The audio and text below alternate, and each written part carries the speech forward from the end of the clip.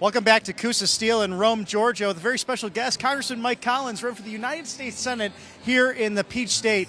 Sir, you've logged 500 plus miles the last week? Oh yeah, well we did that in the first 2 days of this week. Wow. So it's but I'm in the trucking business, so we can do 500 miles with one eye closed. So true to it. What are you seeing on the campaign? What are you hearing from people out there, especially here in Northwest Georgia? Manufacturing a huge factor for these midterms, for the special election right here on March 10th. How do you see Georgia going as we continue down the path of the 2026 midterms? I think with the things that we put into place and Trump being in office just 1 year, with the economy turning like it is and as fast as it is, you're going to continue to see that. We're being able to put people have more money in their pockets, and this economy is beginning to take off. We need to make sure that we keep people coming into Congress that understand that and want to continue that America First agenda. And there's some big changes happening not only throughout the Southeast with so many statewide races, but also roughly 50 or so retirements from Congress. So a lot of new faces in the House, but you want to ascend to the United States Senate. You're leading this race right now. So why Mike Collins for the United States Senate? Well, if you're looking for somebody that spent their entire career in the private sector, because I've only been in Congress, this is my second term. I'm a sophomore up there. Been there, it's my third year. But in the first 2 years I was there, was able to get 2 pieces of legislation passed and signed into law. Just common sense legislation. The second one was that Lake and Riley Act that was responsible for over 17,000 illegal criminals pulled off our street in 1 year. You want somebody that's willing to go and fight for our values, fight for what we believe in, who's been through the fire for 30 years, then put me over there in the Senate and we can help continue to straighten this country out and take our country back. And some of the big legislation right there, you pass it through the House, but the Save America Act, where do you see that going in the United States Senate? I'd love to see this talking filibuster come about. We need to see the Democrats step up and explain to God and the country just why they are so opposed to this. Now, we know why they're opposed to it. We know why they left the border wide open so that people could flood over here. That's because they needed the votes. People are understanding what it felt like in that first Trump administration to win.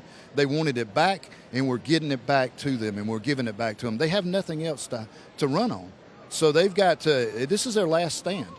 But we need to make sure that we get that passed just so that we have voter ID out there and people have confidence in these elections.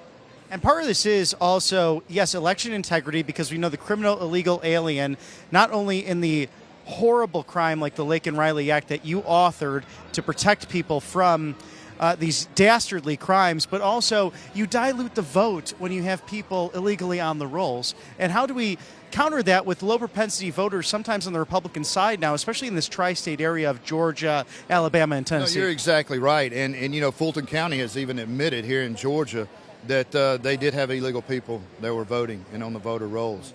That's how you clean it up, is with the Save America Act. It also has a lot of other provisions in that act that I really like. Paper ballots, jungle primaries gone, just a number of things. But I always tell people, no matter what, especially here in the state of Georgia, you've got to go vote.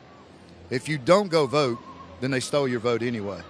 You make sure you go put your vote in that ballot box. We'll make sure that we continue to make these elections secure and continue to give people confidence in the elections. I was so happy that Kash Patel came by and visited the state of Georgia. I'm glad he left with a lot of good stuff. We'll have to see what he goes through and finds. And at the end of the day, if people did nefarious things and did illegal things, then I want them held accountable. Yes, it's liberty and justice for all, but no one is above the law, even Republican or Democrat. Right. What do you expect to hear from President Trump today as he really kicks off the 2026 midterms? Hey, he's got a lot of things that he can tout as far as success and helping get this economy back on track. Energy independence out there, you're seeing gas prices come down. You're seeing people have more money in their pockets because now we've rolled into the new year. Seniors are going to be able to keep more money. You've got people that no tips on taxes, or no tax on tips. I had that backwards. And no tax on overtime. So people are going to see in their pocketbook, and they're going to feel that. They're going to have more spending power.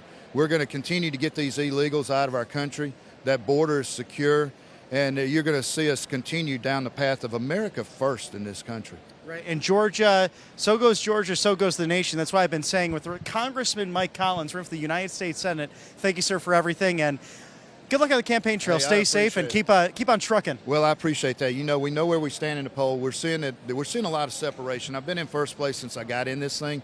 but now we're seeing us separate from the rest of the pack in the Republican field. And the general election polling out there has us tied with Ossoff. So we're going to take care of that problem in November. And we know he is the third senator for the state of California. Absolutely. God bless you, sir. Thank we'll you. see you on the campaign trail. Appreciate it. Yes, sir.